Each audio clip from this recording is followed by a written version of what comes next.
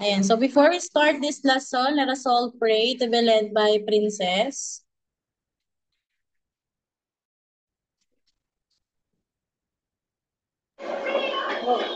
Ano po? Princess, let's all pray. So mag-lead ng prayer.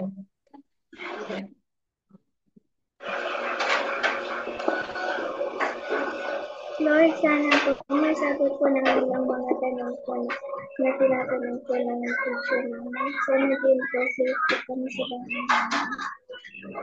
Sana din po, sana din po, pag may bagyo po, sana din po makapasa po kami sa exam. Amen. Okay, thank you po. So for now, we're going to answer some word problem questions. Ayan, so yung word problem questions po ay kasama sa inyong exam. So we're going to practice it now. Okay, so before that, please get your NB3 and a pencil. Where is your NB3? NB3 and pencil.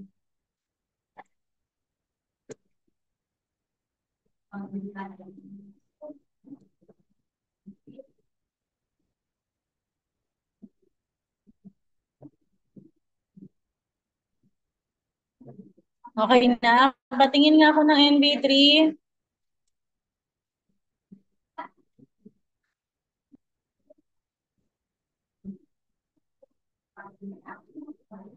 Okay, how about the others?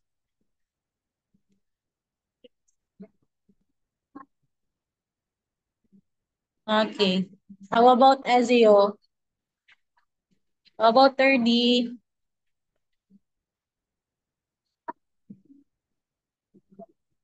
Zaira, meron ng NB3? Okay. How about you, Sean? NB3, Sean?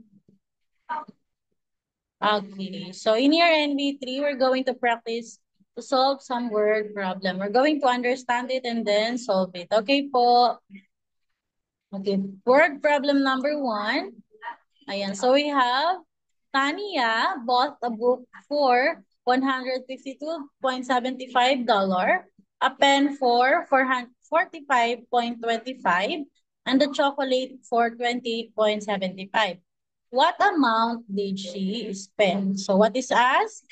What amount did she spend? Ilan kaya ang nagastos ni Tania? So what How operation much did she pay? are we going to use? Ryan. Oh wait, this is just Goofsa. Goofsa. What operation are we going to use here? What amount did she spend? Addition. Addition. Addition. Yan. So, we're going to add 152.75 and all this here. Okay, what is the answer? Okay, use estimation method. Kapag estimation method, estimate the number and then add. Okay po? Estimation method tayo ha. What? Estimate. What is the closest number of 152.75? What the sigma? 153. Okay, very good, Sean. 153. How about 45.25?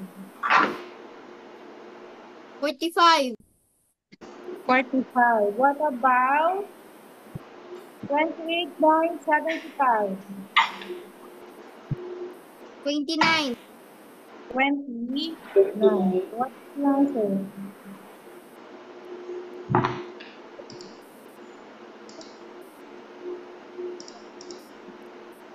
What is the answer? Do you hear me po? Done. Is it 227? I'm done. The answer is 227. How about Gayen? What is your answer, Gayen? Okay, let's share our answer. What is your answer, Yo? Wait, guys, let's chat our answers in the chat box. Yeah. Ikaw na lang. Hindi ako makapag-open ng setback.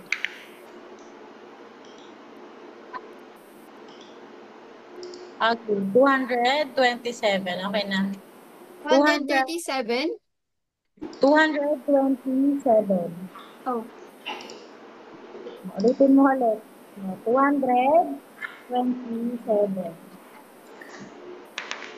3 plus 5 is 8 plus 9, 17. Tama? Carry 1 sa 5. 1 plus 5, 6 plus 4, 10 plus 2, 12. Carry 1 sa 1 and then 2.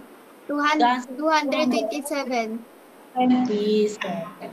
Ilan daw ang ginastos na ni Tanya? $227.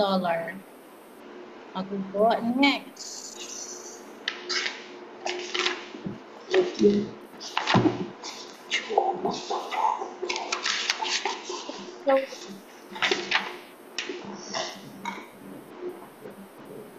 Next question.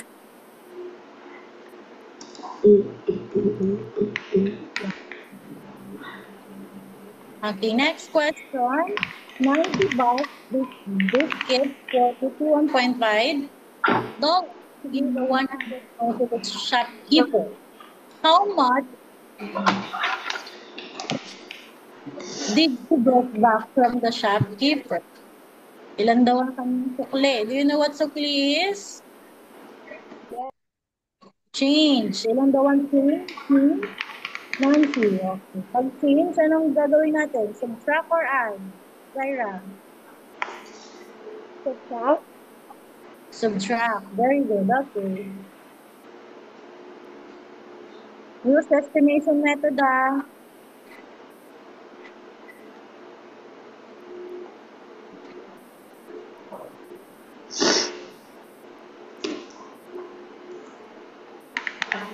Done.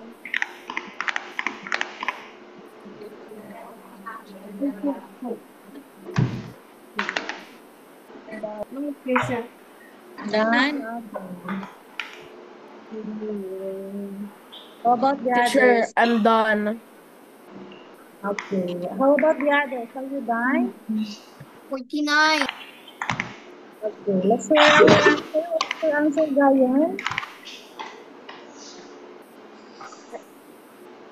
Gayan, what is your answer? What ba? What is your answer in this problem?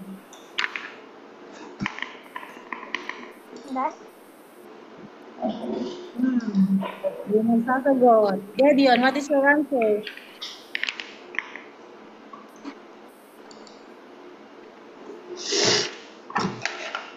Ay naman ito. Next, SEO 49. So the answer here is, what is your answer, Zaira and Princess?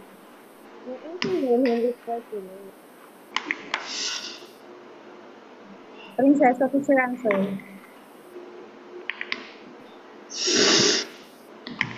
Okay.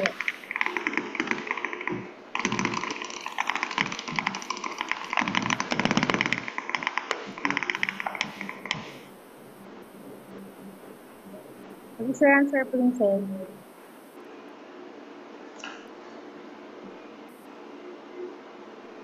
We're going to subtract 100. Diba? We have 100 minus, what is the estimation number of 51.25, Sean? 41.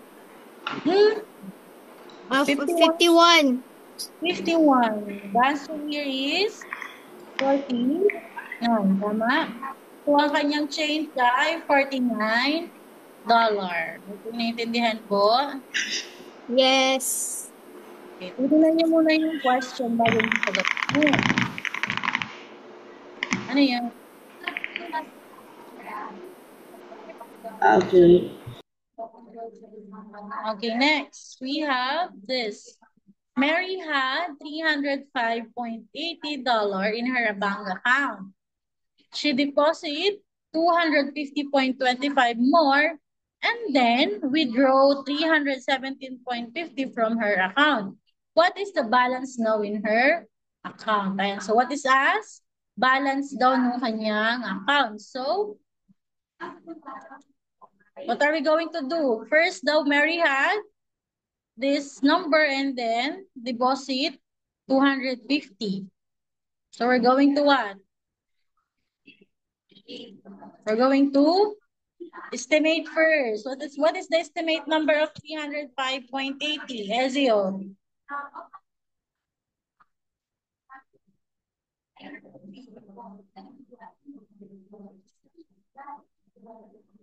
We can't hear you po. 306. 306. Very good. And then the second one is 250. 250. What are we going to do? Add or subtract? Add. Add muna. Add first. And then,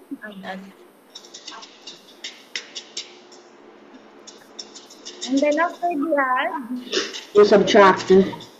subtract. Oh, we should use MDOS. We're gonna use MDOS. 300. 300 what? 318. 318. Very good. So what is the answer? 306 plus 250. What is the answer?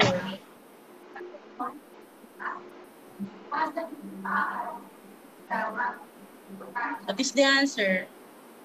306 plus 250.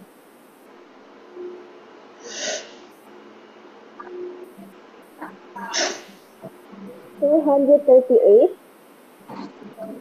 238. It's 288. 288.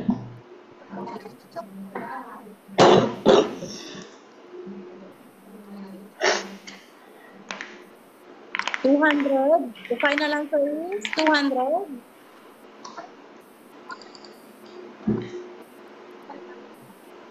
Tingin ako, 148, 288,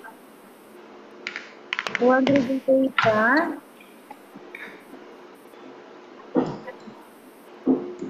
What is your answer again, Zaira? 238. 238. So, paano? I'm so confused. Dito, Gayen, you're going to estimate first. Estimate mo muna first yung mga decimal. Ito ba nakadecimal? Diba? You're going to estimate first. This one.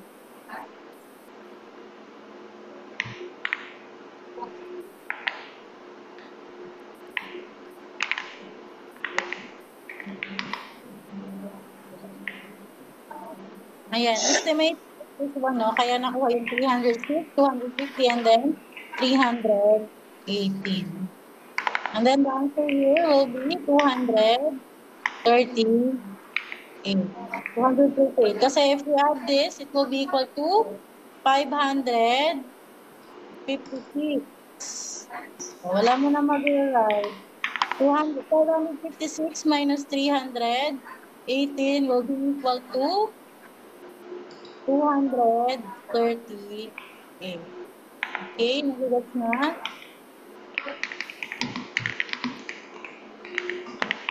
You get 230.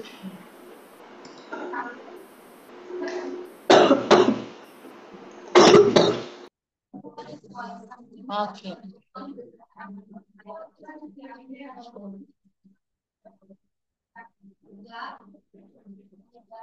Yes po, tama po. You need to estimate first.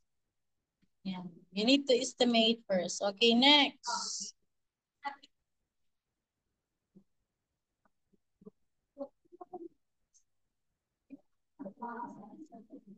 Okay, Mike wants to buy a physics books costing $600. He has 475.25 only in his purse. How much more money does he need to purchase the book? Ayan, so sabi dyan, si Mike want to buy a book, which the price is 600, but he only have 475.25 pesos. How much more money ang kailangan niya? to have 600. What are we going to do? Add or subtract? Subtract. Very good. So, estimate first the 475.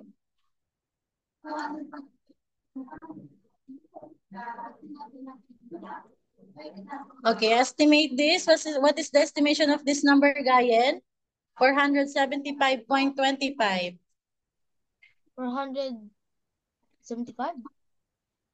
475. Very good. And then,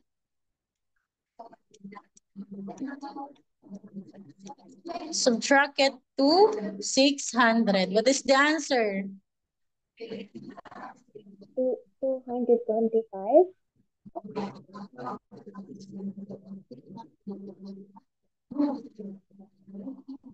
Ilan? Teacher, I'm 225. done. Teacher, I'm done. Oh, what is the answer, Gideon? Hmm? What is your answer? I'll type it in the chat. You can tell it na lang to me. Hindi ako makapag-open ng chat. Bakit? Hindi ko siya paano. 125. Ano, 100, 125 yung answer ko. Okay, 125. How about you, Princess? What is your answer? 30, what is your answer, 30? 125. Okay, 125. How about you, Elio? Friday, catching up at Friday. Ezio, what is your answer, Passenger Ezio? the taxi. I got 125. 125. How about you, Gayo? Did you get it or confusing pa rin? Friday, catching up at Friday. It's Friday. Why did you get You know you're unmuted. It's Friday.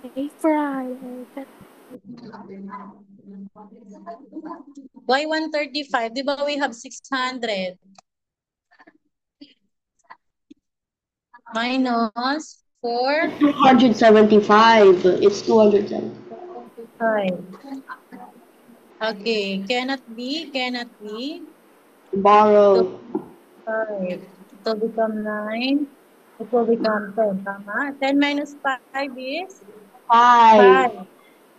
And then 9 minus 7 is 2. And then 5 minus 4 is 1. 1. That is 120.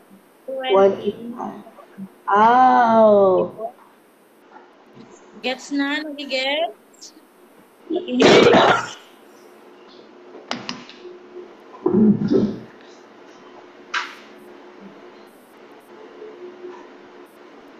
Baka hindi mo binawasan ng isa dun sa isa. 0. Dapat 9 and 10 yun. Okay, next. Ron for the bag for 160. A book for 320.23 and a tie for $80.55. How much is left with him if he had 600 in all? How much is left? The clue word is left. What are we going to do? Add or subtract? Subtract. Sige nga, what is your answer? But first, let's estimate. 134.60. It will become Oh. what is the estimation number of 134.60? 135. 135. How about 328.23? Princess. 128. 328. Okay, 328. How about 80.55? Gedeon.